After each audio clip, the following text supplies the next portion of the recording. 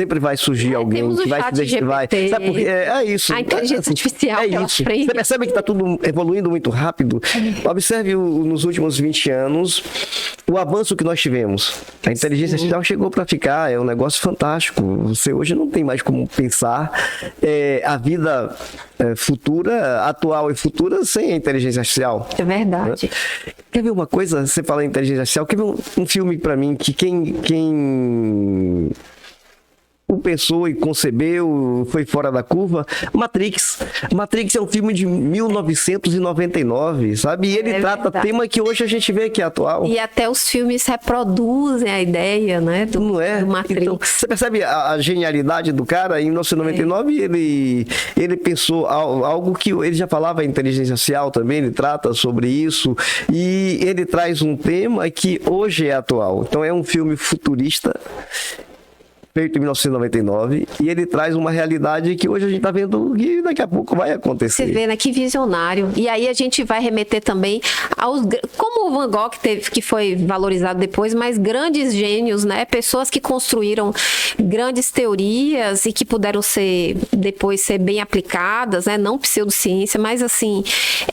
mas que naquele momento eles não tiveram. Eu trabalho com uma abordagem que é a psicologia analítica de Jung, que foi tido como discípulo de Freud, mas a polêmica é que, na verdade, ele não era discípulo, ele já tinha a sua forma própria de pensar. E no momento em que ele cria, ele não pega, mas só vai começar a estourar em 1990. Ele morre na década de 60. Quer dizer, na época que ele construiu aquilo ali, claro, já tinha vários discípulos e tal, mas estoura aqui só depois dos anos 90. Agora é algo assim, ainda muito, muito mais difundido e tal, mas é quando a gente pensa assim, pessoas que pensaram, como o que fez o filme Matrix, em determinadas formas de pensar, ou perspectiva do mundo, que só começa a ser entendida depois. Aí, às vezes a pessoa só se destaca depois que morreu. É interessante que aí, lembrando do filme, né, assim, ele tem passagens fantásticas, né? Quando ele fala o que é real, o que é imaginário, né? O que é real, o que é o sonho, o que é que distingue, o que é real.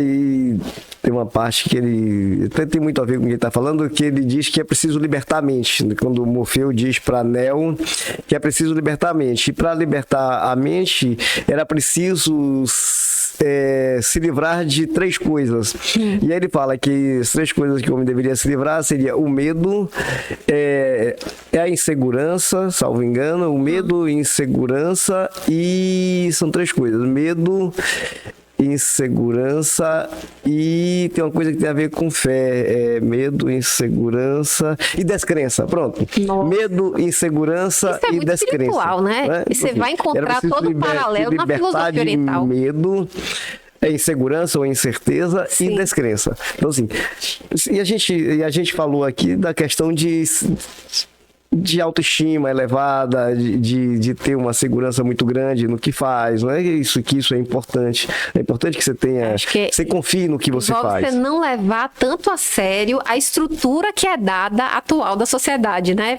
Um pouquinho assim, tentando traduzir a ideia da Matrix aplicando a nossa vida. Sim. Não leve tanto a sério, as coisas podem ser transformadas. Podem, sim, sem dúvida, as coisas podem ser transformadas. Agora, tem uma outra coisa que eu fico observando, e aí, assim, eu sou de uma geração em que a gente foi educado aprendendo a se defender, tá?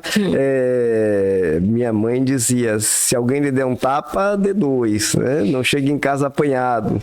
Então, a gente era educado dessa forma, sim, a se defender. E o que eu vejo hoje? Uma superproteção. Outro dia, na escola do meu filho pequeno, chegou um pai enfurecido, falou para a filhinha dele, a criança de aparentemente uns 5 anos, quem foi, filha? Aponte aí quem foi o coleguinha que ele bateu.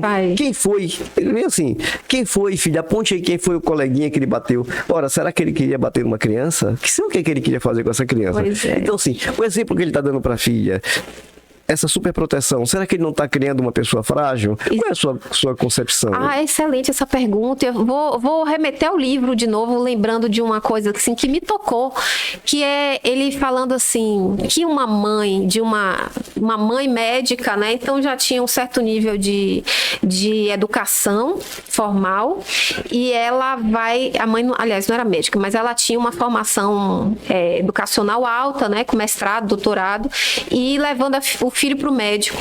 E ela vai perguntando no meio do caminho, fala assim, filho, o que você está sentindo? Vá pensando aí nas perguntas que você quer fazer para o médico. Então, ela vai ensinando a criança a olhar para o médico, que é um adulto, de igual para igual. E uma coisa que ele vai observando, que muitas vezes as famílias de classes menos abastadas costumam olhar infelizmente, né, com um olhar inferior. Então, essa criança já cresce sem tanta autoconfiança. E esse menino está aprendendo a dialogar com o médico desde pequeno, né? A questionar um médico, que poderia ser, sei lá, talvez uma autoridade absoluta para ele.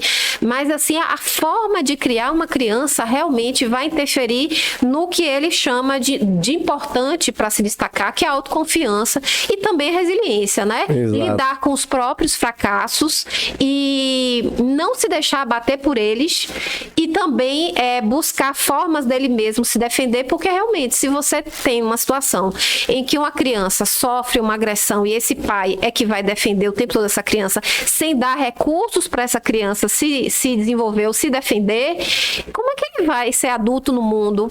É um chorão.